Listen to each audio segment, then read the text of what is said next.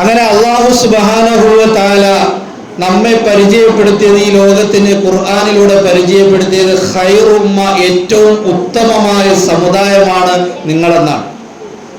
പക്ഷെ ഇന്നത്തെ കാലികമായ ഒരു അവസ്ഥയിലേക്ക് നോക്കിയാൽ ഏറ്റവും മോശമായ ഉമ്മത്താണ് നമ്മൾ. ഖുർആൻ പറഞ്ഞ് ഏറ്റവും ഖൈറായ ഉമ്മത്താണ് നിങ്ങളെന്ന് ഖുർആന്റെ ഒരു വശം. നമ്മുടെ ജീവിതത്തിലൂടെ നമ്മൾ തെളിയിച്ചു കൊണ്ടിരിക്കുന്നത് ഏറ്റവും ഷർറായ ഒരു സമുദായമാണ് നമ്മളെന്ന്. ഖുർആന്റെ നേരെ വിപരീതമായിട്ടാണ് നമ്മൾ മുന്നോട്ട് പോയിക്കൊണ്ടിരിക്കുന്നത്. എവിടെയാണ് നമ്മൾ പരാജയപ്പെട്ടു പോയത്? എവിടെ നിന്നാണ് ഖൈറു ഉമ്മ എന്നുള്ള സിഫത്ത് നമുക്ക് നഷ്ടപ്പെട്ടു പോയത്, വിശേഷണം നഷ്ടപ്പെട്ടു പോയത്? രോഗം എവിടെയാണോ അവിടെയാണ് നമ്മൾ ചികിത്സിക്കേണ്ടത്. എവിടെയാണോ രോഗം അവിടെയാണ് നമ്മൾ ചികിത്സിക്കേണ്ടത്. അപ്പൊ എവിടെയാണോ നമുക്ക് പരാജയം സംഭവിച്ചു പോയത് അവിടെ നിന്നാണ് നമ്മൾ വിജയം കണ്ടെത്തേണ്ടത്.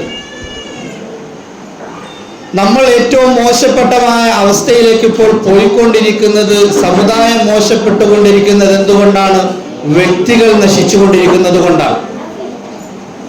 വ്യക്തികൾ മോശമായി കൊണ്ടിരിക്കുന്നത് കൊണ്ടാണ് ഇന്നത്തെ ഈ സമുദായം മോശമായി കൊണ്ടിരിക്കുന്നത്, നശിച്ചുകൊണ്ടിരിക്കുന്നത്. ഒരു വ്യക്തി നശിക്കുന്നത് എവിടെ നിന്നാണ്? ഒരു വ്യക്തി നശിക്കുന്നത്, ഒരു വ്യക്തി നന്നാകുന്നത് എവിടെ നിന്നാണ്? അവന്റെ കുടുംബത്തിൽ നിന്നാണ്, അവന്റെ വീട്ടിൽ നിന്നാണ്. ഒരു മനുഷ്യൻ നന്നാകേണ്ടത് തൻ്റെ വീട്ടിൽ നിന്നാണ്, തൻ്റെ കുടുംബത്തിൽ നിന്നാണ്.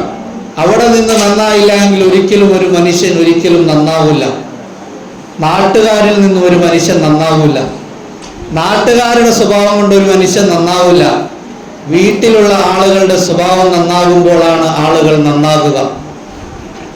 അപ്പൊ വീട്ടിൽ നിന്നാണ് നമുക്ക് ചികിത്സ തുടങ്ങേണ്ടത്. വീട് എന്ന് പറഞ്ഞാൽ എന്താണ് നമ്മൾ ആദ്യം മനസ്സിലാക്കണം. വീടെന്ന് പറഞ്ഞാൽ എന്താണ്? അറബിയിൽ വീട് എന്ന് പറയുന്നത് മസ്കൻ എന്നാണ്. വീടിന് ഉപയോഗിക്കുന്ന പദം, യഥാർത്ഥ പദം മസ്കൻ എന്നാണ്. വീടിന്, താമസിക്കുന്ന സ്ഥലത്തിന് മസ്കൻ എന്നാണ് പറയുന്നത്.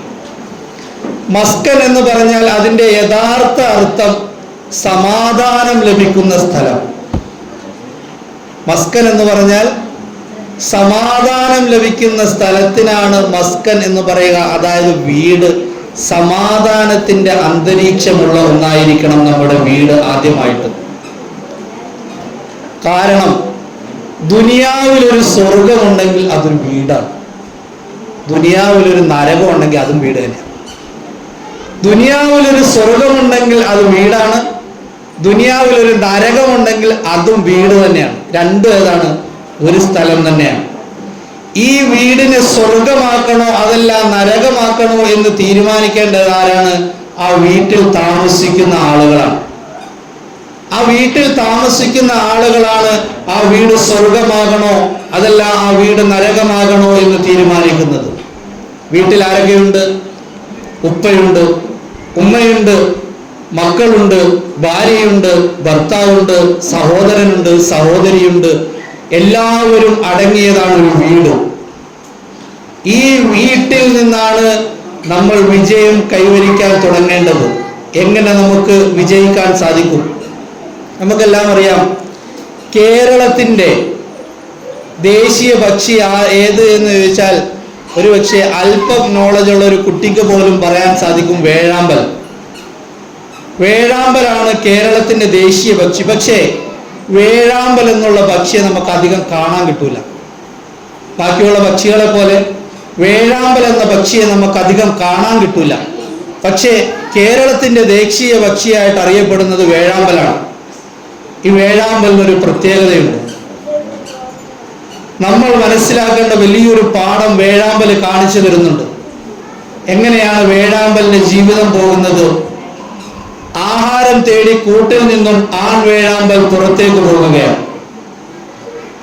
ആൺ വേഴാമ്പൽ ആഹാരം തേടി വീടിന്റെ പുറത്തേക്ക് പോകുമ്പോൾ പെൺ വേഴാമ്പൽ അതിൻ്റെ കൂടിന്റെ ഉള്ളിലാണ് ഇരിക്കുക. കൂടിന്റെ ഉള്ളിൽ തൻ്റെ സ്നേഹിതയെ, തൻ്റെ പ്രിയ പത്നിയെ കൂടിന്റെ ഉള്ളിൽ ഇരുത്തിയിട്ട് ആൺവേഴാമ്പൽ ആ കൂട് ഒന്ന് അടച്ചു വെക്കും. ഒരു വാതിൽ പോലെ നേർത്ത കമ്പുകൾ കൊണ്ട് അത് അടച്ചു വെക്കും.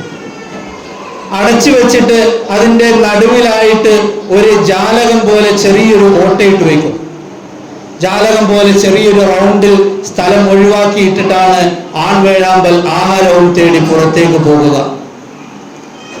പുറത്തേക്ക് പോകുന്ന ആൺവേഴാമ്പൽ അഥവാ തിരിച്ചു വന്നില്ല എങ്കിൽ, എന്തെങ്കിലും അപകടത്തിൽപ്പെട്ട് മരണപ്പെട്ടു പോയാൽ തൻ്റെ ഇണയ്ക്ക് പുറത്തേക്ക് കടക്കുവാൻ വേണ്ടിയാണ് ആ ഒരു ജാലകം പോലെ ആൺവേഴാമ്പൽ ഒരു ദ്വാരം ഉണ്ടാക്കി വെച്ചിട്ട് പുറത്തേക്ക് പോകുന്നത്. പക്ഷേ ആൺവേഴാമ്പലിന് എന്തെങ്കിലും അപകടം പറ്റി മരണപ്പെട്ടാൽ ഒരിക്കലും ആ പെൺവേഴാമ്പൽ ആ കൂട്ടിൽ നിന്ന് പുറത്തു വരികയില്ല. പെൺവേഴാമ്പൽ എടുക്കുന്ന ഒരു തീരുമാനമുണ്ട്, എൻ്റെ പ്രിയതമനില്ലാത്ത, എൻ്റെ പ്രിയതോഴനില്ലാത്ത ഈ ലോകത്തിന് എനിക്ക് ജീവിതം വേണ്ട. ആ പെൺവേഴാമ്പൽ ആ കൂട്ടിന്റെ ഉള്ളിൽ കിടന്ന് പട്ടിണി കിടന്ന് മരിച്ചു പോകും. അതാണ് വേഴാമ്പലിന്റെ ജീവിതം. ആൺവേഴാമ്പൽ തിരിച്ചു വന്നില്ല എങ്കിൽ, ആഹാരം തേടിപ്പോയ ആൺവേഴാമ്പൽ എന്തെങ്കിലും അപകടത്തിൽപ്പെട്ടിട്ടുണ്ടെങ്കിൽ, എൻ്റെ പ്രിയതമനില്ലാത്ത ഈ ലോകത്ത് എനിക്കിനി ജീവിതം വേണ്ട എന്ന് പറഞ്ഞുകൊണ്ട് പട്ടിണി കിടന്ന് വേഴാമ്പൽ മരണപ്പെട്ടു പോകും. അതിൻ്റെ പുറത്തേക്ക് പോകാൻ അതിന് സൗകര്യം ഉണ്ടായിട്ട് പോലും. ഈ വേഴാമ്പൽ നമുക്ക് കാണിച്ചു തരുന്ന വലിയൊരു ഗുണപാഠമുണ്ട്. എന്താണെന്നറിയുമോ? ജീവിതത്തിൽ, കുടുംബത്തിൽ പരസ്പരം ഒരു ബന്ധം, ഒരു ഐക്യം ഉണ്ടാകണം. പരസ്പരം ഒരു ധാരണ ഉണ്ടാകണം. കറ കളഞ്ഞിട്ടുള്ള സ്നേഹം ഉണ്ടാകണം. ഒത്തൊരുമയുണ്ടാകണം. അവിടെയാണ് കുടുംബം വിജയിക്കുന്നത് എന്ന് വേഴാമ്പലിന്റെ ജീവിതത്തിലൂടെ അത് നമുക്ക് കാണിച്ചു തരുന്നുണ്ടെങ്കിൽ, നമ്മുടെ എത്ര വീടുകളിൽ അതുണ്ട്? നമ്മുടെ എത്ര വീടുകളിൽ ഇന്നത്തെ ഒരുപക്ഷെ പഴയ ജനറേഷന്, പഴയ തലമുറയ്ക്കുണ്ടാവും, ഇന്നുള്ള എത്ര വീടുകളിൽ പരസ്പര സ്നേഹം, ഐക്യം, ധാരണ, വിശ്വാസം എത്ര വീടുകളിൽ ഉണ്ട്? ഒരുതരം സ്വയം ചിന്തിച്ചു നോക്കുക. ഞാൻ ആദ്യം സംസാരിക്കുന്ന എൻ്റെ നഫ്സിനോടാണ്, എൻ്റെ ശരീരത്തിനോടാണ് ഈ ചോദ്യങ്ങൾ ഞാൻ ആദ്യം ചോദിക്കുക. എത്ര വീടുകളിലാണ് ഇന്ന് സമാധാനവും ഐശ്വര്യവും എല്ലാം ഉള്ളത്, ഐക്യമുള്ളത്, സ്നേഹമുള്ളത്, ബന്ധമുള്ളത്, വിശ്വാസമുള്ളത്? വിശ്വാസം രണ്ട് രീതിയിലുണ്ടല്ലോ. ഒന്ന് കപട വിശ്വാസമുണ്ട്, സത്യവിശ്വാസമുണ്ട്. ഇതിലേത് വിശ്വാസമാണുള്ളതെന്നുള്ളത് സ്വയം ചിന്തിച്ച് നോക്കുക. അപ്പൊ ഈ വേഴാമ്പലിനെ പോലെ, അവരുടെ സ്നേഹം പോലെ, അവരുടെ ഐക്യം പോലെ, അവരുടെ പ്രേമം പോലെ, അവരുടെ പ്രണയം പോലെ നമ്മുടെ ജീവിതവും ആയിത്തീരണമെന്നുണ്ടെങ്കിൽ, അവരുടെയും ജീവിതം പോലെ നമ്മുടെ ജീവിതം ആയിത്തീരണമെന്നുണ്ടെങ്കിൽ, നമ്മൾ പ്രധാനമായിട്ടും ആദ്യം ചെയ്യേണ്ട ഒന്നുണ്ട്. നമ്മുടെ സ്വഭാവത്തെ സംസ്കരിക്കണം.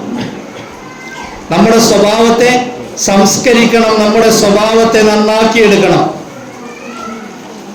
റസൂലുള്ളാഹി സ്വല്ലല്ലാഹു അലൈഹി വസല്ലം, ആദരവായ നബി മുഹമ്മദ് മുസ്തഫ സല്ലല്ലാഹു അലൈഹി വസല്ലം, റസൂലുള്ളാഹി സല്ലല്ലാഹു അലൈഹി വസല്ലം തങ്ങൾ മദീനത്തെ പള്ളിയിൽ ഇരുന്ന് ക്ലാസ് എടുക്കുകയാണ്.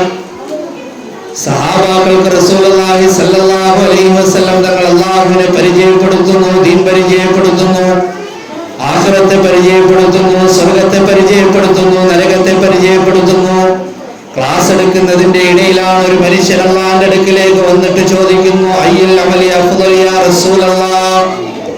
ഒരു മനുഷ്യൻ അല്ലാഹുവിന്റെ അടുക്കിലേക്ക് വന്നിട്ട് ചോദിക്കുന്നു, അയ്യുൽ അമലി അഫ്ദൽ യാ റസൂലല്ലാഹ്, നബിയെ ഏറ്റവും നല്ല സ്വഭാവം എന്താണ്, ഒരു അമൽ എന്താണ് നബിയെ, ഒരു അമൽ പറഞ്ഞു തരുമോ?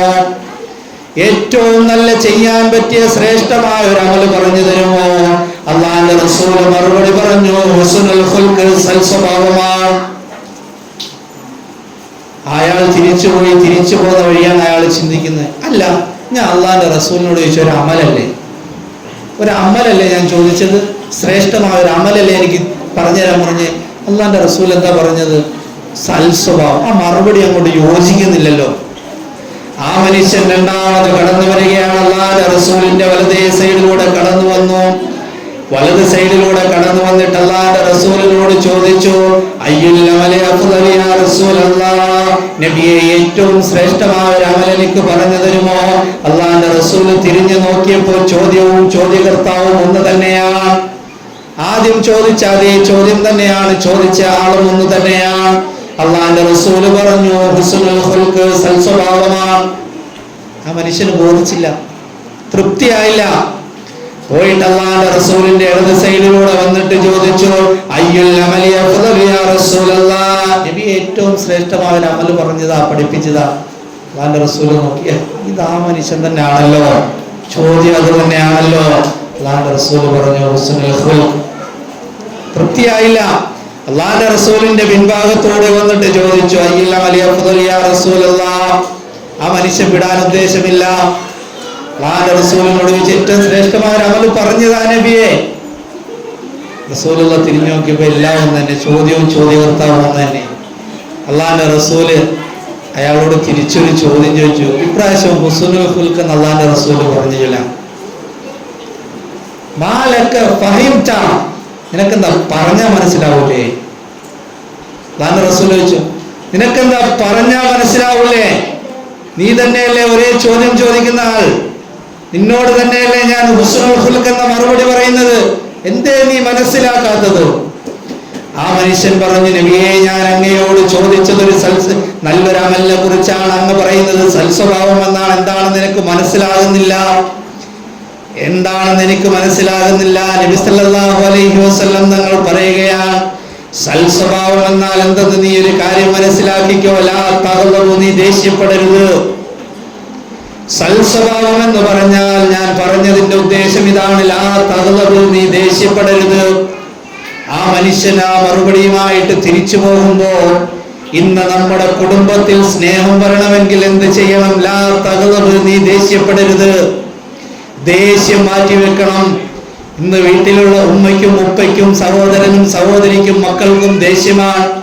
ഒന്ന് പറഞ്ഞ് രണ്ടാമത്തതിന് ദേഷ്യപ്പെടുന്ന സ്വഭാവമാണ്. എന്തു പറഞ്ഞാലും പെട്ടെന്നാണ് റിയാക്ഷൻ. ഒരു കാര്യം പറഞ്ഞാൽ പറഞ്ഞത് എന്താണെന്ന് ചിന്തിക്കാതെ പെട്ടെന്നുള്ള റിയാക്ഷനാണ്. അത് കുട്ടികളുടെ ഭാഗത്ത് നിന്നാണെങ്കിൽ പോലും അങ്ങനെയാണ്. അല്ലാഹുവിന്റെ റസൂൽ പറഞ്ഞു, നിനക്ക് നന്നാകണോ, നിനക്ക് നല്ലൊരു അമൽ ചെയ്യണോ, ലാ തഗ്ളബ്, നീ ദേഷ്യപ്പെടരുത്, നീ കോപിക്കരുത്. അതാണ് നമ്മുടെ വീടുകളിൽ ആദ്യം വേണ്ടത്. നമ്മൾ ഒരു കാരണവശാലും എന്ത് ചെയ്യാൻ പാടില്ല? വീടുകളിൽ ദേഷ്യപ്പെടാൻ പാടില്ല. നമ്മൾ കുറെ സഹിക്കേണ്ടി വരും, കുറെ ക്ഷമിക്കേണ്ടി വരും. അങ്ങനെ വരുമ്പോൾ കുടുംബ ജീവിതത്തിനൊരു ഒരു സൗന്ദര്യം ഉണ്ടാകും, ഒരു ഒരു രസമുണ്ടാകും. എന്ത് ചെയ്യരുത്? ദേഷ്യപ്പെടരുത്. ദേഷ്യം വരുന്ന ഒരുപാട് കാര്യങ്ങൾ ഉണ്ടാകും. എന്ത് ചെയ്യണം? ക്ഷമിക്കണം. നിങ്ങൾക്കറിയാമോ, 20 രാജ്യങ്ങൾ ഭരിച്ച 20 രാജ്യങ്ങൾ ഒരേ സമയം ഭരിച്ച ഒരു രാജാവ് ഉണ്ടായിരുന്നു. എല്ലാവർക്കും നമ്മൾക്കറിയാം. ചരിത്രത്തിൽ അല്ലാഹുവിന്റെ റസൂൽ സല്ലല്ലാഹു അലൈഹി വസല്ലം തങ്ങൾ ആരെങ്കിലും ഒരാളെ ദീനിലേക്ക് വേണമെന്ന് പറഞ്ഞ് അള്ളാഹിന്റെ മുന്നിലേക്ക് കരങ്ങൾ ഉയർത്തി ദുആ ചെയ്തിട്ടുണ്ടെങ്കിൽ ഒരു പേരിന്റെ പേരിലായിരുന്നു. ആ പേരാണ് ഉമറുൽ ഫാറൂഖ് റളിയല്ലാഹു. അള്ളാഹിന്റെ റസൂൽ ദുആ ചെയ്ത് അത്ര ധീരനായിരുന്നു, ശത്രുക്കൾ ഭയക്കുന്ന ഒരു മനുഷ്യനായിരുന്നു ഉമറുൽ ഫാറൂഖ് റളിയല്ലാഹു അൻഹു. 20 രാജ്യങ്ങൾ ഒരുമിച്ച് ഭരിക്കുന്ന ആ രാജാവിന്റെ വീട്ടിലേക്ക് ഒരു പരാതി പറയുവാൻ വേണ്ടി ഒരു മനുഷ്യൻ കടന്നു വരികയാണ്. ഒരാളിങ്ങനെ വന്നു. അപ്പൊ ഉമർ തങ്ങൾ വീടിന്റെ പുറത്തിരിപ്പുണ്ട്, കോലായിൽ തന്നെ ഉമർ തങ്ങൾ ഇരിപ്പുണ്ട്. വന്ന മനുഷ്യൻ ഒന്നും പറയാണ്ട് തിരിച്ചുപോയി. ഉമർ തങ്ങൾ വിളിച്ചു, ഏയ് നിക്ക്, ബാ, നീ എന്ത് പറയാനാ എൻ്റെ അടുത്ത് വന്നത്? തങ്ങളെ, ഞാനൊരു പരാതി പറയാൻ വന്നതാ, പക്ഷേ അതിനുള്ള മറുപടി എനിക്ക് തങ്ങൾ തൻ്റെ ജീവിതത്തിലൂടെ കാണിച്ചു തന്നു. ഉമർ തങ്ങൾ ചോദിച്ചു, എന്തേ നിന്റെ പരാതി? ആ മനുഷ്യൻ പറഞ്ഞു, അമീറുൽ മുഅ്മിനീൻ, ഉമർ തങ്ങളെ, ഞാൻ അങ്ങയുടെ അടുത്ത് പരാതി പറയാൻ വന്നത് എന്തെന്നറിയുമോ? എൻ്റെ വീട്ടിൽ എൻ്റെ ഭാര്യ വല്ലാണ്ട് എന്നോട് ദേഷ്യപ്പെടുകയാണ്. എൻ്റെ ഭാര്യ വല്ലാണ്ട് എന്നോട് ദേഷ്യപ്പെടുന്നു ആവശ്യമില്ലാത്ത കാര്യത്തിന്. അതിന് പരാതി പറയാൻ വേണ്ടി ഞാൻ ഇവിടെ വരുമ്പോഴല്ലേ ഞാൻ കാണുന്നത് അങ്ങൊന്നും മിണ്ടാതെ കോലായിലിരിക്കുമ്പോ വീടിന്റെ ഉള്ളിൽ നിന്നും ഞാൻ കേൾക്കുന്നുണ്ട് അങ്ങയുടെ ഭാര്യ അങ്ങയോട് ദേഷ്യപ്പെടുന്നത്, അങ്ങയോട് ദേഷ്യപ്പെട്ടിട്ട് സാധനങ്ങൾ വലിച്ചെറിയുന്നത് ഞാൻ കാണുന്നുണ്ട്. നിങ്ങൾ തന്നെ മറുപടി തന്നു, എന്ത് ഭാര്യമാര് ദേഷ്യപ്പെട്ടാലും മിണ്ടാതിരിക്കലാണ് ഉത്തമമെന്ന് നിങ്ങൾ നിങ്ങളുടെ ജീവിതത്തിലൂടെ എനിക്ക് കാണിച്ചു തന്നില്ലേ?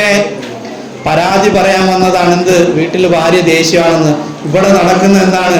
അതിലും വലിയ സീനാണ് രാജാവിന്റെ വീട്ടിൽ നടക്കുന്നത്. കാരണം ഉമർ തങ്ങളുടെ ഭാര്യ ദേഷ്യപ്പെട്ടുകൊണ്ടിരിക്കുക. 20 രാജ്യങ്ങൾ ഒരുമിച്ച് ഭരിക്കുന്ന ആ സമയത്താണ് എല്ലാ ആളുകളും പേടിച്ച് വിറയ്ക്കുന്ന ഉമർ എന്താ ചെയ്യാണ്? റളിയല്ലാഹു അൻഹു ഭാര്യ ദേഷ്യപ്പെടുമ്പോൾ മിണ്ടാണ്ടിരിക്കുകയാണ്. മിണ്ടാണ്ടിരുന്ന് കേൾക്കുകയാണ്. കുറച്ച് കഴിയുമ്പോൾ ദേഷ്യം അടങ്ങുമല്ലോ. 2 കൈ അടിച്ചാലല്ലേ ശബ്ദം കേൾക്കൂ. ഒരു കൈ അടിച്ചാൽ ശബ്ദം കേൾക്കൂല. കൈ അടിച്ചടിച്ച് കൈ മടുക്കുമ്പോൾ, കൈ കഴയ്ക്കുമ്പോൾ, കടയുമ്പോൾ എന്ത് ചെയ്യും? തന്നെ താഴെ ഇട്ടോളും. തിരിച്ചും ദേഷ്യപ്പെടരുത്. അങ്ങോട്ട് ദേഷ്യപ്പെട്ടാലും ഇതേ ദേഷ്യം വന്നാൽ ദേഷ്യം കടച്ച് അടക്കി പിടിച്ചെന്ത് ചെയ്യുക? ഇരിക്കുക. ദേഷ്യപ്പെടാൻ പാടില്ല, ക്ഷമിക്കുക. അവിടെയാണ് കുടുംബ ജീവിതത്തിന്റെ വിജയം. തോറ്റു വിജയിക്കുന്ന ഒരു സ്ഥലമാണ് കുടുംബജീവിതം. തോറ്റ് എന്ത് ചെയ്യണം? വിജയിക്കണം. അതിലാണ് രസം. തോറ്റ് എന്ത് ചെയ്യണം? തോറ്റു കൊടുക്കേണ്ടടുത്ത് നമ്മൾ എന്ത് ചെയ്യണം? തോറ്റു കൊടുക്കണം. തോറ്റു കൊടുക്കേണ്ടടുത്ത് നമ്മൾ തോറ്റു കൊടുക്കണം. എങ്കിലാണ് നമ്മൾക്ക് വിജയം കിട്ടുക. നല്ല രസമാണ് തോറ്റിട്ടുള്ള കുടുംബജീവിതം. അറിയോ, നബി സല്ലല്ലാഹു അലൈഹി വസല്ലം തങ്ങൾ ഇത്രത്തോളം ജീവിതത്തിന്റെ എല്ലാ മേഖലകളും സൈക്കോളജിക്കൽ പരമായിട്ട് കൈകാര്യം ചെയ്തൊരു വേറൊരു വ്യക്തിത്വത്തെ കാണിക്കാൻ പറ്റില്ല ചരിത്രത്തിൽ. ഏതൊക്കെ നില വേണം, ആ നിലയിലൊക്കെ സൈക്കോളജിക്കലായിട്ട് നീങ്ങിയ ഒരു മനുഷ്യനാണ് റസൂലുള്ളാഹി സ്വല്ലല്ലാഹു അലൈഹി വസല്ലം. തങ്ങൾ കുടുംബജീവിതത്തിൽ കാണിച്ചെന്നൊരു മാർഗമുണ്ട്. അവിടുത്തെ ഭാര്യയായ ആയിഷ ബീവിയായിട്ട് ഓട്ട മത്സരം നടത്തുമായിരുന്നു റസൂലുള്ളാഹി സ്വല്ലല്ലാഹു അലൈഹി വസല്ലം. ആദ്യ ഓട്ട മത്സരം നടത്തിയപ്പോൾ റസൂലുള്ള ജയിച്ചു. 2ാമത് ഓട്ട മത്സരം നടത്തിയപ്പോൾ റസൂലുള്ള തോറ്റു. ആയിഷ ബീവി ജയിച്ചു. ചരിത്രത്തിൽ കാണാം, ഹദീസിൽ കാണാം. ആദ്യം നബി തങ്ങളും ആയിഷ ബീവി ഒരു ഓട്ട മത്സരം നടത്തി. രണ്ടുപേരും കൂടെ ഒരു മത്സരം. ഇന്ന് കളിക്കുന്ന പോലെ അല്ല കേട്ടോ. ഇന്ന് ഭാര്യ ഭർത്താക്കന്മാർ കളിക്കുന്ന ലുഡോയാ. ഭാര്യ ഭർത്താക്കന്മാർ ഇന്ന് കളിക്കുന്ന ലുഡോയാണ്. അതിന് ചുമ്മാതൊന്നും കളിക്കൂല. ജയിച്ചു കഴിഞ്ഞാൽ അതിന് പറയുന്ന സമ്മാനമൊക്കെ കൊടുക്കേണ്ടി വരും. അള്ളാഹും ആയിഷ ബീവിയും അള്ളാഹുവിന്റെ റസൂലും എന്ത് ചെയ്തു? ഓട്ട മത്സരം നടത്തി. നബിതങ്ങൾ നോക്കിയപ്പോഴേ ആദ്യം ജയിച്ചത് നബിതങ്ങളാ.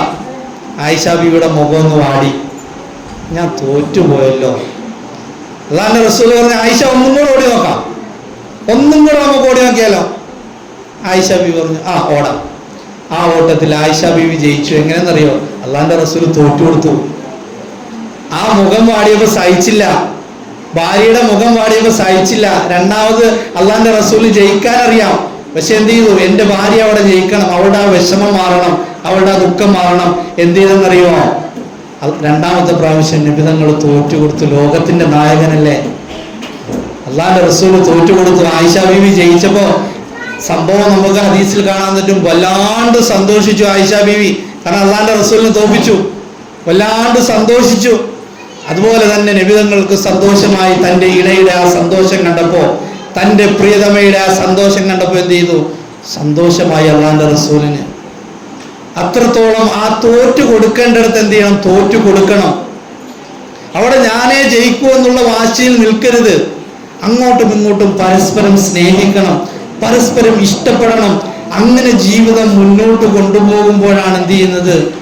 നമുക്ക് വിജയം ഉണ്ടാകുന്നത്. നമ്മുടെ ജീവിതത്തിൽ എല്ലാ മാർഗങ്ങളും നബിതങ്ങൾ കണ്ടിട്ടുണ്ട്. എൻ്റെ ശബ്ദം ശ്രവിക്കുന്ന ഉമ്മമാരോട്, പെങ്ങന്മാരോട് നിങ്ങൾ ഈ കാര്യങ്ങളൊന്ന് ശ്രദ്ധിക്കണേ. നിങ്ങൾ ഈ കാര്യങ്ങളൊന്ന് ശ്രദ്ധിക്കണം.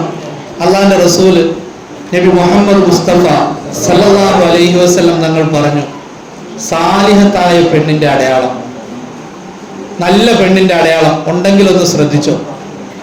ഈ കാര്യം ജീവിതത്തിൽ ഉണ്ടോ എന്ന് സ്ത്രീകൾ സ്വയവും പുരുഷന്മാര് വീട്ടിലുള്ള സ്ത്രീകൾക്ക് ഇതുണ്ടോ എന്ന് ഒന്ന് ശ്രദ്ധിച്ചോ. അള്ളാഹുവിന്റെ റസൂൽ സല്ലല്ലാഹു അലൈഹി വസല്ലം തങ്ങൾ പറയുകയാണ്, സാലിഹായ പെണ്ണിന്റെ അടയാളം ഒന്ന്, പ്രധാനമായിട്ട് ഒന്നാണ് പറഞ്ഞത്, ഭർത്താവിനെ അനുസരിക്കുക. ഭർത്താവിനെ അനുസരിക്കുക, ഇതാണ് സാലിഹത്തായ പെണ്ണിന്റെ അടയാളം എന്ന് ശഫീഉന റസൂലുള്ളാഹി സല്ലല്ലാഹു അലൈഹി വസല്ലം. ഏത് കാര്യങ്ങളിൽ അനുസരിക്കേണ്ടത്? അള്ളാഹുവിനും റസൂലിനും എതിരാകാതെ വരുന്ന എല്ലാ കാര്യങ്ങളിലും ഭർത്താവിനെ അനുസരിക്കണം. ഭർത്താവ് എന്താണോ പറയുന്നത് അതെന്ത് ചെയ്യണം? അനുസരിക്കണം. അതിലൊരു അനുസരണക്കേട് കാണിക്കാൻ പാടില്ല. ആദരവായ പ്രവാചകൻ നബി മുഹമ്മദ് മുസ്തഫ സല്ലല്ലാഹു അലൈഹി വസല്ലം തങ്ങൾ മദീനത്തെ പള്ളിയിൽ സഹാബാക്കളുമായിട്ട് ഒരു വൈകുന്നേര സമയത്ത് സംസാരിച്ചു കൊണ്ടിരിക്കുകയാണ്. അള്ളാഹുവിന്റെ റസൂൽ സംസാരിക്കുന്നതിന്റെ ഇടയിലേക്ക് ഒരു സ്ത്രീ കടന്നു വരികയാണ്. അള്ളാഹുവിന്റെ റസൂൽ സഹാബാക്കളോട് സംസാരിക്കുന്നതിന്റെ ഇടയിലാണ് ഒരു സ്ത്രീ കടന്നു വരുന്നത്. കടന്നു വന്നിട്ട് നബിയോട് പറഞ്ഞു, നബിയെ, എന്റെ ഭർത്താവിനെ കുറിച്ച് എനിക്ക് 3 പരാതി പറയാനുണ്ട്. അള്ളാന്റെ റസൂലിന്റെ അടുക്കലെ 3 പരാതി പറയാൻ വേണ്ടിയിട്ട് ഒരു സ്ത്രീ കടന്നു വരിക. അള്ളാന്റെ റസൂല് നോക്കുമ്പോൾ അത് സഫ്വാന്റെ ഭാര്യയാണ്. സഫ്വാൻ റളിയല്ലാഹു അൻഹുവിന്റെ ഭാര്യയാണ് പരാതിയുമായിട്ട് വരുന്നത്. തന്റെ മുന്നിലിരിക്കുന്ന സഹാബാക്കളുടെ ഇടയിൽ സഫ്വാൻ ഇരിപ്പുണ്ട്. അള്ളാന്റെ റസൂല് ചോദിച്ചു, പെണ്ണെ, എന്താണ് നിന്റെ പരാതി? എന്താണ് നിന്റെ പരാതി? ആ പെണ്ണ് പറഞ്ഞു, നബിയെ, സഫ്വാനെ കുറിച്ച് എനിക്ക് 3 പരാതിയാണ് പറയാനുള്ളത്. ഒന്ന്, സഫ്വാൻ എന്നെ നിസ്കരിക്കാൻ സമ്മതിക്കുന്നില്ല. സഫ്വാൻ എന്നെ നിസ്കരിക്കാൻ സമ്മതിക്കുന്നില്ല. അള്ളാന്റെ റസൂലിന്റെ മുഖം വിവർണമായി. അള്ളാന്റെ റസൂലിന് ദേഷ്യം വന്നു. പെണ്ണിനെ വീട്ടിൽ നിസ്കരിക്കാൻ സമ്മതിക്കാത്ത ഒരു മനുഷ്യൻ എന്റെ സഹാബത്തിന്റെ കൂട്ടത്തോ? നബി ചോദിച്ചു, രണ്ടാമത്തെ കാര്യം എന്താണ്? പെണ്ണ് പറഞ്ഞു, നബിയെ, സഫ്വാൻ എന്നെ നോമ്പ് പിടിക്കാൻ സമ്മതിക്കുന്നില്ല. ആന്റെ റസൂലിന് കോപം കൂടി വരിക. മൂന്നാമത്തെ പരാതി എന്താണ്? ആ പെണ്ണ് പറഞ്ഞു, നബിയെ, സഫ്വാൻ സുബഹി താമസിച്ചാണ് നിസ്കരിക്കുന്നത്. 3 പരാതി. 1, നിസ്കരിക്കാൻ സമ്മതിക്കുന്നില്ല എന്നെ. 2, നോമ്പ് പിടിക്കാൻ സമ്മതിക്കുന്നില്ല. 3, സഫ്വാൻ സുബഹി താമസിച്ചാണ് നിസ്കരിക്കുന്നത്. റസൂലുള്ളാഹി സ്വല്ലല്ലാഹു അലൈഹി വസല്ലം തങ്ങൾ പറഞ്ഞു, സഫ്വാൻ എഴുന്നേൽക്ക്. സഫ്വാൻ സദസ്സിൽ നിന്ന് എഴുന്നേൽക്ക്, എൻ്റെ അടുത്തേക്ക് വാ. സഫ്വാനെ, നിന്റെ ഭാര്യ പറഞ്ഞതിൽ എന്തെങ്കിലും സത്യമുണ്ടോ? ഈ 3 പരാതിയും ശരിയാണോ? സഫ്വാൻ റളിയല്ലാഹു അൻഹു പറയുന്നു, മുത്തുനബിയേ, സഫ്വാന്റെ ഭാര്യ പറഞ്ഞ 3 കാര്യവും കളവല്ല, സത്യമാണ്. സഫ്വാന്റെ ഭാര്യ പറഞ്ഞ 3 കാര്യവും സത്യമാണ് നബിയെ. പക്ഷേ വിധി പറയരുതേ, വിധി പറയരുതേ. സഫ്വാന്റെ ഭാഗവും കൂടെ കേൾക്കണം. സഫ്വാനും കുറച്ച് കാര്യങ്ങൾ പറയാനുണ്ട്, അതും കൂടെ ഒന്ന് കേൾക്കണം. അള്ളാഹുവിന്റെ റസൂല് പറഞ്ഞു, സഫ്വാൻ പറ, നിനക്കെന്താണ് ഇനി പറയാനുള്ളത്?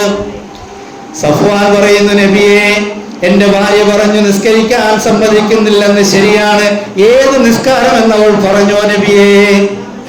ഞാൻ നിസ്കരിക്കാൻ സമ്മതിക്കൂല, ശരിയാണ്. ഏത് നിസ്കാരം എന്ന് പറഞ്ഞോ? ഇല്ല. ഏതാന്ന് അങ്ങക്ക് അറിയുമോ? ഫർള് നിസ്കരിക്കാനൊന്നും ഓളെ ഞാൻ തടയാറില്ല. ഓൾ നിസ്കരിക്കുമ്പോ ഒരു റക്അത്തിൽ 2 സൂറത്ത് ഓതിയാണ് നിസ്കരിക്കുന്നത്. അത് പാടില്ല എന്ന് ഞാൻ പറഞ്ഞു. ഒരു റക്അത്തിൽ 1 സൂറത്ത് ഓതിയാ മതി, 2 സൂറത്ത് ഓതണം. അങ്ങനെയുള്ള നിസ്കാരം വേണ്ടെന്ന് ഞാൻ പറഞ്ഞു നബിയെ. നബി തങ്ങൾ സഫ്വാന്റെ ഭാര്യയോട് പറഞ്ഞു, മോളെ, നീ നിസ്കാരത്തിൽ 1 റക്അത്തിൽ 1 സുന്നത്ത് 1 സൂറത്ത് ഓതിയാ മതി. നിന്റെ ഭർത്താവിനെ നീ അനുസരിക്കണേ. നിന്റെ ഭർത്താവ് പറഞ്ഞത് നീ അനുസരിക്കണം. നിസ്കാരത്തിൽ 1 സൂറത്ത്, 1 റക്അത്തിൽ 1 സൂറത്ത് മതി, 2 വേണ്ട. നബിയെ, ഞാൻ ഓളോട് നോമ്പ് പിടിക്കണ്ട എന്ന് പറഞ്ഞത് റമദാൻ മാസത്തിലെ നോമ്പല്ല.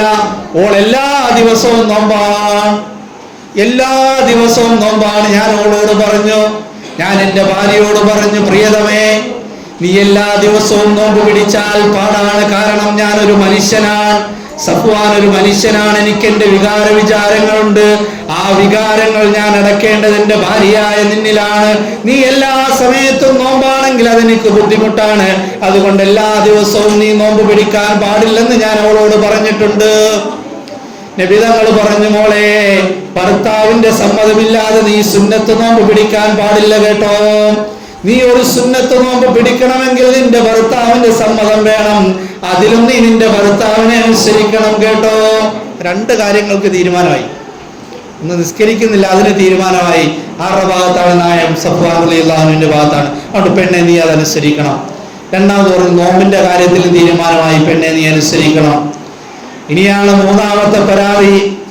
നബിയെ, 3ാമതോട് പറഞ്ഞില്ലേ സഫ്വാൻ സുബഹി താമസിച്ചാണ് നിസ്കരിക്കുന്നതെന്ന്? ആ പറഞ്ഞതും ശരിയാണ്. ഞാനൊരു കൂലിപ്പണിക്കാരനാണ്. മദീന പട്ടണത്തിൽ കൂലിപ്പണി ചെയ്ത് ജീവിക്കുന്നവനാണ് സഫ്വാൻ. രാത്രിയിൽ ഒരു പക്ഷേ ഞാൻ താമസിച്ചായിരിക്കാം വരുന്നത്. താമസിച്ചു വരുന്ന ക്ഷീണത്തിന്റെ പേരിൽ, ജോലി ക്ഷീണത്തിന്റെ പേരിൽ ചില ദിവസങ്ങളിൽ ഞാൻ ഉറങ്ങിപ്പോകാറുണ്ട് നബിയേ. അന്നത്തെ ദിവസം ഒരുപക്ഷെ എനിക്ക് സുബഹി താമസിച്ചു പോയേക്കാം. അങ്ങനെയുള്ള ദിവസമാണ് സഫ്വാൻ സുബഹി താമസിച്ച് നിസ്കരിക്കുന്നതെന്ന്, അതിനാണ് അവൾ പരാതി പറഞ്ഞതെന്ന് പറഞ്ഞപ്പോൾ അള്ളാന്റെ റസൂല് മറുപടി പറഞ്ഞത് പെണ്ണിനോടല്ല, സഫ്വാനോടാണ് പറഞ്ഞത്. സഫ്വാൻ, കൃത്യസമയത്ത് നീ നിസ്കരിക്കണേ. സഫ്വാൻ, നീ കൃത്യസമയത്ത് നീ നിസ്കരിക്കണം, അത് നിന്റെ തെറ്റ് തന്നെയാണ്. അതിൽ നിന്റെ ഭാര്യയല്ല ഉപദേശിക്കേണ്ടത്, ആ തെറ്റ് നിന്റേത് തന്നെയാണ്. എത്ര താമസിച്ച് കിടന്നാലും എത്ര ബുദ്ധിമുട്ടി കിടന്നാലും നിസ്കാരം നീ കൃത്യസമയത്ത് തന്നെ നിസ്കരിക്കണമെന്ന് ആദരവായ പ്രവാചകൻ നബി മുഹമ്മദ് മുസ്തഫ സല്ലല്ലാഹു അലൈഹി വസല്ലം. ആദ്യത്തെ 2 കാര്യങ്ങൾ, പെണ്ണെ നീ അനുസരിക്കണം ഭർത്താവിനെ. മൂന്നാമത്തത് തെറ്റ് സഫ്വാനെ നിന്റേത് തന്നെയാണ്. ആദരവായ നബി മുഹമ്മദ് മുസ്തഫ സല്ലല്ലാഹു അലൈഹി വസല്ലം നിങ്ങൾ പറയുകയാണ് സഫ്വാൻ റളിയല്ലാഹു അൻഹുവിനോട്. അപ്പൊ പെണ്ണുങ്ങളുടെ മെയിനായിട്ടുള്ള കാര്യം എന്താണ്? സ്വാലിഹത്താകണമെങ്കിൽ എന്ത് വേണം? ഭർത്താവിനെ അനുസരിക്കണം. എല്ലാ കാര്യം അനുസരിക്കുന്നില്ലെങ്കിൽ ഒന്ന് മനസ്സിലാക്കിക്കോ, ആ ഭാര്യ സ്വാലിഹത്തല്ല. ഞാൻ പറഞ്ഞതല്ല, അള്ളാന്റെ റസൂൽ പറഞ്ഞതാണ്. ഭർത്താവിനെ അനുസരിക്കുന്നില്ലേ? ഇന്ന് ഭർത്താക്കന്മാർ പറഞ്ഞാൽ അനുസരിക്കാൻ വലിയ പാടാ. ഇന്നത്തെ പെൺകുട്ടികൾക്ക് വലിയ പാടാ. കാരണം എന്തു പറഞ്ഞാലും നമ്മൾ വീടുകളിൽ കാണുന്നതല്ലേ, എന്തു പറഞ്ഞാലും മറുത്തൊരു ന്യായം അവർക്കുണ്ടാകും. എന്തു പറഞ്ഞാലും മറുത്തൊരു ന്യായം അവർക്കുണ്ടാകും. കാരണം ഇതെന്താ അറിയോ? ഇത് നമ്മൾ പേടിക്കണ്ട. ഇത് മുത്തുനബി ഈ ലോകത്ത് പറയാണ്ട് ഒരു കാര്യവും പോയിട്ടില്ല, പറഞ്ഞു വെക്കാണ്ട്. നബി തങ്ങൾ പറയുകയാണ്, ഖിയാമത്ത് നാളിന്റെ അടയാളങ്ങൾ അല്ലാഹുവിന്റെ റസൂൽ എണ്ണി പറയുമ്പോൾ സാന്ദർഭികമായിട്ടൊന്ന് ഉണർത്തുകയാണ്. നമ്മുടെ വിഷയമായിട്ട് ചെറിയൊരു ബന്ധമുള്ളത് കൊണ്ട് ഉണർത്തുകയാണ്. അള്ളാഹുവിന്റെ പ്രവാചകൻ നബി മുഹമ്മദ് മുസ്തഫ സല്ലല്ലാഹു അലൈഹി വസല്ലം തങ്ങൾ പറയുന്നു, ഖിയാമത്ത് നാളിന്റെ അടയാളം നിങ്ങൾക്ക് കേൾക്കണോ? യകൂനു ഖലാഖുർ റജുലി അലാ യദി ഇംറഅതിഹി. ഒരു പുരുഷന്റെ നാശം അവന്റെ ഭാര്യയുടെ കൈകൊണ്ടായിരിക്കുമെന്ന് നബി മുഹമ്മദ് മുസ്തഫ സല്ലല്ലാഹു അലൈഹി വസല്ലം.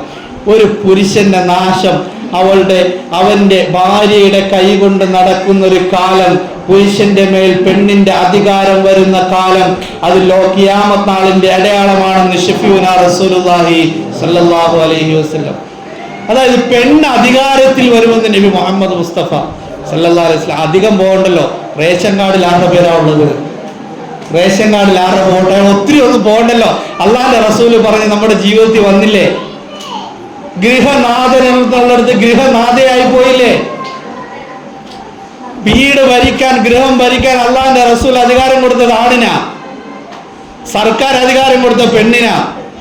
നമ്മൾ അള്ളാഹുവിന്റെ റസൂലിന് വഴിപ്പെട്ടില്ല, സർക്കാരിന് വഴിപ്പെട്ടു. നമ്മുടെ വഴിപ്പെടൽ എവിടെയായിപ്പോയി? അത് കിട്ടിയ ചാൻസ് മുതലെടുക്കാൻ ഇവരും തുനിഞ്ഞു. കാരണം റേഷൻ വാങ്ങണമല്ലോ, റേഷൻ വാങ്ങണമെങ്കിൽ പിന്നെ ഇവരുടെ ഒപ്പും വിരലടയാളം എല്ലാം വേണ്ട ഒരു അവസ്ഥയായി. അല്ലാഹു സുബ്ഹാനഹു വ തആല നമുക്ക് കാര്യങ്ങൾ തൗഫീഖ് നൽകുമാറാകട്ടെ. അള്ളാഹുവിന്റെ പ്രവാചകൻ സല്ലല്ലാഹു അലൈഹി വസല്ലം തങ്ങൾ പെണ്ണുങ്ങൾക്ക് കൊടുത്തൊരു ഓഫറാണ് ഞാൻ ഈ പറയുന്നത്. ഈ ലോകത്ത് അള്ളാഹിന്റെ റസൂൽ ആണുങ്ങളിൽ ഒരാൾക്ക് മാത്രമേ ഓഫർ കൊടുത്തിട്ടുള്ളൂ കേട്ടോ. ഒരേ ഒരു വ്യക്തിക്ക് കൊടുത്തൊരു ഓഫർ ഉണ്ടല്ലോ, പെണ്ണുങ്ങൾക്ക് സ്ത്രീകൾക്ക് മൊത്തത്തിൽ കൊടുത്തിരിക്കുന്ന ഒരു ഓഫറാണ്. കാരണം അവിടുത്തെ ഏറ്റവും പ്രിയപ്പെട്ട സ്നേഹിതൻ മഹാനായ അബൂബക്കർ സിദ്ദീഖ് റളിയല്ലാഹു അൻഹു, സിദ്ദീഖ് തങ്ങളെ കുറിച്ച് നബി തങ്ങൾ പറഞ്ഞു, സ്വർഗത്തിന്റെ എല്ലാ വാതിലിലൂടെയും വിളിക്കപ്പെടുന്ന ഒരേ ഒരു വ്യക്തി എന്റെ സമുദായത്തിൽ നിന്ന് അത് സിദ്ദീഖായിരിക്കുമെന്ന് നബി മുഹമ്മദ് മുസ്തഫ സല്ലല്ലാഹു അലൈഹി വസല്ലം. അബൂബക്കർ റളിയല്ലാഹു അൻഹു എന്ത് ചെയ്യും? സ്വർഗത്തിന്റെ എല്ലാ വാതിലിലൂടെയും വിളിക്കപ്പെടും. ഈ അബൂബക്കർ റളിയല്ലാഹു അൻഹുവിനെ കുറിച്ചൊരു കുടുംബജീവിതത്തിൽ വലിയൊരു രസകരമായ ഒരു കാര്യമുണ്ട്, അത് ഇൻഷാ അല്ലാഹ് പറഞ്ഞുതരാം. അബൂബക്കർ റളിയല്ലാഹു അൻഹു സ്വർഗത്തിന്റെ എല്ലാ വാതിലിലൂടെയും വിളിക്കപ്പെടും. അതുപോലെ സ്വർഗത്തിന്റെ എല്ലാ വാതിലിലൂടെയും വിളിക്കപ്പെടുമെന്ന് നബി സല്ലല്ലാഹു അലൈഹി വസല്ലം തങ്ങൾ പറയുകയാണ്. ഒരു പെണ്ണ്, പക്ഷേ ഒരു കാര്യമുണ്ട്, ആ പെണ്ണ് 4 കാര്യങ്ങൾ ചെയ്യാം. ജീവിതത്തിൽ 4 കാര്യങ്ങൾ ചെയ്താൽ, ആ 4 കാര്യങ്ങൾ ആ പെണ്ണിന്റെ ജീവിതത്തിൽ ഉണ്ടെങ്കിൽ ഈ 4 കാര്യം ചെയ്താൽ മതി, പെണ്ണിനെ സ്വർഗത്തിന്റെ എല്ലാ വാതിലിലൂടെയും വിളിക്കപ്പെടുമെന്ന് ശഫീഉനാ റസൂലുള്ളാഹി സ്വല്ലല്ലാഹു അലൈഹി വസല്ലം. അല്ലാഹുവിന്റെ റസൂൽ കളവ് പറഞ്ഞിട്ടില്ല കേട്ടോ. അതുകൊണ്ട് ഇത് ചെയ്തു കഴിഞ്ഞാൽ എന്ത് ചെയ്യും? സ്വർഗത്തിന്റെ എല്ലാ വാതിലിലൂടെയും നിങ്ങളെ വിളിക്കപ്പെടും. പക്ഷെ ആണുങ്ങൾ 4 കാര്യമല്ല 40 കാര്യം ചെയ്താലും വിളിക്കൂല. 4 അല്ല 40 കാര്യം ചെയ്താലും വിളിക്കുമെന്ന് അല്ലാഹുവിന്റെ റസൂൽ പറഞ്ഞിട്ടില്ല. പക്ഷെ പെണ്ണുങ്ങളോട് പറഞ്ഞു, 4 കാര്യങ്ങൾ ചെയ്താൽ നിങ്ങൾ സ്വർഗത്തിന്റെ എല്ലാ വാതിലിലൂടെയും വിളിക്കും. ഒന്നാമത് അല്ലാഹുവിന്റെ റസൂൽ പറഞ്ഞു, അന്നംറാതൻ ഇത് സല്ലത ഖംസഹ, അവൾ 5 വഖത്ത് കൃത്യമായിട്ട് നമസ്കരിച്ചാൽ, ഒന്നാമത് ചെയ്യേണ്ടത് എന്റെ ശബ്ദം ശ്രവിക്കുന്ന ഉമ്മകന്മാരോട് പറയുന്നു, നിങ്ങൾ സ്വർഗത്തിന്റെ എല്ലാ വാതിലിലൂടെയും വിളിക്കപ്പെടണമെങ്കിൽ എന്റെ സഹോദരിമാരോട് ഞാൻ പറയുന്നു, നിങ്ങളുടെ സമയം നിങ്ങൾ മൊബൈലിൽ ചെലവഴിക്കുന്നതിന് മുന്നേ നിങ്ങളൊന്ന് ചിന്തിക്കണം. ഈ ഒരു ഹദീസ്, ഇദാ സല്ലത ഖംസഹ, ആ പെണ്ണ് 5 വഖത്ത് നിസ്കരിച്ചാൽ, വസാമത്ത് ശഹ്റഹ, അവൾ റമദാൻ മാസത്തിൽ നോമ്പ് പിടിച്ചാൽ, ആണുങ്ങൾക്ക് ഓഫറില്ലാട്ടോ, ആണുങ്ങൾക്കില്ല, സ്ത്രീകൾക്കാണ്. സല്ലത ഖംസഹ, 5 വഖത്ത് നിസ്കരിച്ചാൽ, വസാമത്ത് ശഹ്റഹ, റമദാൻ മാസത്തിൽ നോമ്പ് അനുഷ്ഠിച്ചാൽ, ഇത് രണ്ടും ഒരുപക്ഷേ സാധിക്കും. ഇത് രണ്ടും സാധിക്കും. മൂന്നാമത്തെ പറയട്ടെ, അള്ളാഹുവിന്റെ റസൂൽ പറയുന്നു, ഭർത്താവിന് വഴിപ്പെടണം. മൂന്നാമത്തെ കാര്യം, ഭർത്താവിന് വഴിപ്പെടണം. വലിയ ബുദ്ധിമുട്ടാണ്, പ്രയാസമാണ്. ഇതിലും വലിയൊരു ബുദ്ധിമുട്ടിലേക്കാണ് പോകുന്ന. നാലാമത്തെ കാര്യം, അവളെ സ്വന്തമായിട്ട് അവളുടെ ശരീരം മുഴുവനും ഒന്ന് സംരക്ഷിക്കണം. 4 കാര്യങ്ങൾ. ഈ 4 കാര്യം ചെയ്തു കഴിഞ്ഞാൽ അള്ളാഹുവിന്റെ റസൂൽ പറയുകയാണ്, ആ പെണ്ണിനോട് നാളെ പരലോകത്തിൽ പറയപ്പെടും,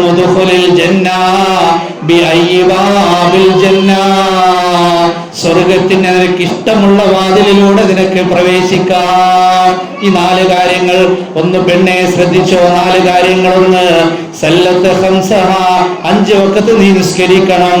വസാമത്ത് ശഹ്റഹ, റമദാൻ മാസത്തിൽ നീ നോമ്പ് പിടിക്കണം. മൂന്നാമതായിട്ട് പറയുന്നു, നിന്റെ ഭർത്താവിനെ നീ അനുസരിക്കണം. ഭർത്താവ് പറയുന്ന എല്ലാ കാര്യവും അനുസരിക്കണം.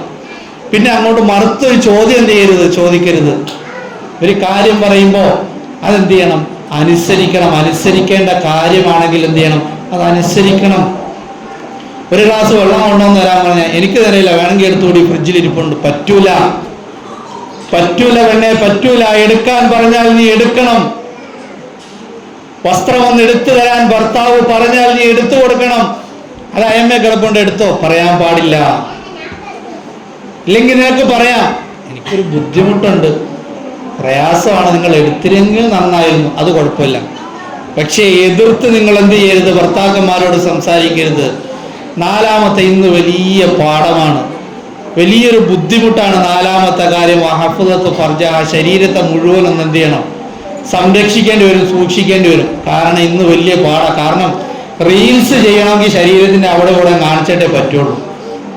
ഇൻസ്റ്റയിൽ കയറി ഒന്ന് റീൽസ് ചെയ്യണമെങ്കിൽ, യൂട്യൂബിൽ കയറി ചാനൽ തുടങ്ങിയിട്ട് ഒരു വീഡിയോ ഇടണമെങ്കിൽ, അതിന് റീച്ച് കിട്ടണമെങ്കിൽ, അതിന് ലൈക്ക് കിട്ടണമെങ്കിൽ, കമന്റ് കിട്ടണമെങ്കിൽ, സബ്സ്ക്രൈബ് കൂടണമെങ്കിൽ, ഫോളോവേഴ്സ് കൂടണമെങ്കിൽ ശരീരത്തിന്റെ അവിടവും ഇവിടവും പ്രദർശിപ്പിച്ചില്ലെങ്കിൽ ശരിയാകൂല. സ്വർഗത്തിൽ പ്രവേശനമില്ല. ഇവിടെ നിനക്ക് ഫോളോവേഴ്സ് കൂടും, കമന്റ് കൂടും, ലൈക്ക് കൂടും, എല്ലാം കിട്ടും. പക്ഷെ എന്ത് ചെയ്യില്ല, ഇൻസ്റ്റയിൽ ഫോളോവേഴ്സ് കൂടിയിട്ട് കാര്യമില്ല. അള്ളാന്റെ റസൂലിന്റെ അടുക്കൽ അവിടുത്തെ ഫോളോവേഴ്സ് ആകാൻ ശ്രമിക്കണം. അവിടുത്തെ ഉമ്മഹാത്തുൽ മുഅ്മിനീന്റെ ഫോളോവേഴ്സ് ആകാൻ ശ്രമിക്കണം. ആ ജീവിതത്തിലേക്ക് നമ്മൾ പോകണം.